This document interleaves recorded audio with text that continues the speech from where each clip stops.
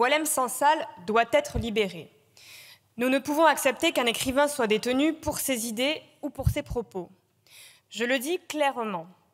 Nous dénonçons et nous combattons les idées de Boualem Sansal qui s'appuient et propagent le fantasme réactionnaire du grand remplacement et la peur d'une prétendue islamisation, ce que l'extrême droite ne manque jamais de saluer. Mais un principe reste un principe, et nous ne transigeons pas avec les libertés fondamentales. Nous demandons donc sa libération. Cependant, la résolution que nous examinons aujourd'hui ne se contente pas de demander la libération de Boualem Sansal. Sous couvert de défense des libertés fondamentales, elle attise les tensions politiques entre la France et l'Algérie en mentionnant des arguments purement politiciens, comme le fait de vouloir soumettre l'Algérie à un certain nombre de conditions pour poursuivre le partenariat entre l'Algérie et la France ou l'Algérie et l'Europe. Cette résolution ne fait donc rien d'autre que nourrir la surenchère médiatique et politique engagée par le gouvernement, notamment le ministre Retailleau, et par l'extrême droite. C'est pourquoi nous proposons un amendement de réécriture qui supprime toutes les mentions à visée politicienne pour s'en tenir, indépendamment de toute tentative d'instrumentalisation, à appeler à la libération immédiate de Boualem Sansal au nom de la liberté d'opinion et d'expression garantie par la Déclaration universelle des droits de l'homme. Tout le reste ne fait qu'ajouter de l'ambiguïté, de l'escalade, de la surenchère et rend vaine une telle proposition. Nous refusons catégoriquement l'engrenage mortifère. Le dialogue avec Alger est déjà fort abîmé. Que gagnerait-on à le rompre complètement? Certainement pas la libération de Boualem Sansal. Par ailleurs, je le disais, comment ne pas voir que cette résolution instrumentalise la situation de M. Sansal quand plusieurs ministres, et même le Premier ministre, alimentent une stratégie de la tension avec l'Algérie. C'est M. Bayrou qui demande à réexaminer l'accord franco-algérien de 1968. C'est M. Retailleau qui, en dehors du périmètre de son ministère, propose de ralentir les procédures d'indemnisation des victimes des essais nucléaires français menés dans le désert algérien durant les années 60.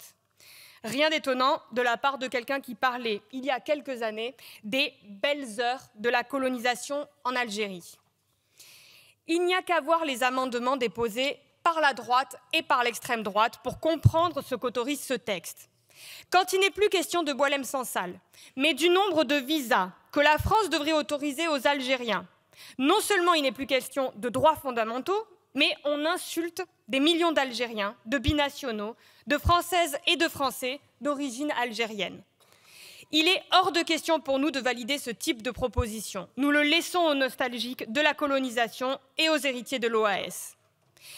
Et cette surenchère politique a des conséquences concrètes et dramatiques sur la vie d'hommes et de femmes, comme lorsqu'un maire de mon département, celui de Béziers, soutenu par M. Retailleau, interdit un mariage avec un ressortissant algérien au mépris des lois de la République.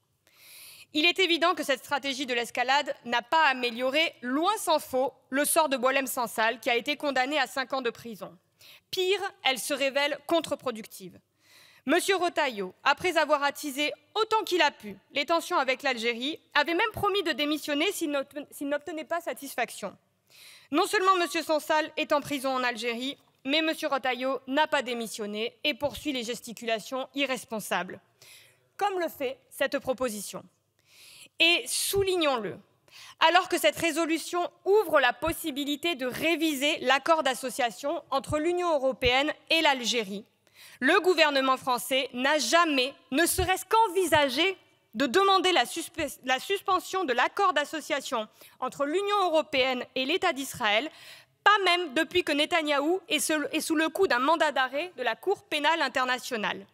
Ces doubles standards sont insupportables et décrédibilisent la parole de la France. Nous ne voterons pas ce texte en l'état. En alimentant l'escalade anti-Algérie, il met en danger à la fois la libération de Boualem Sansal et les relations entre la France et l'Algérie. Seule la désescalade, la diplomatie, la discussion respectueuse peuvent permettre une résolution.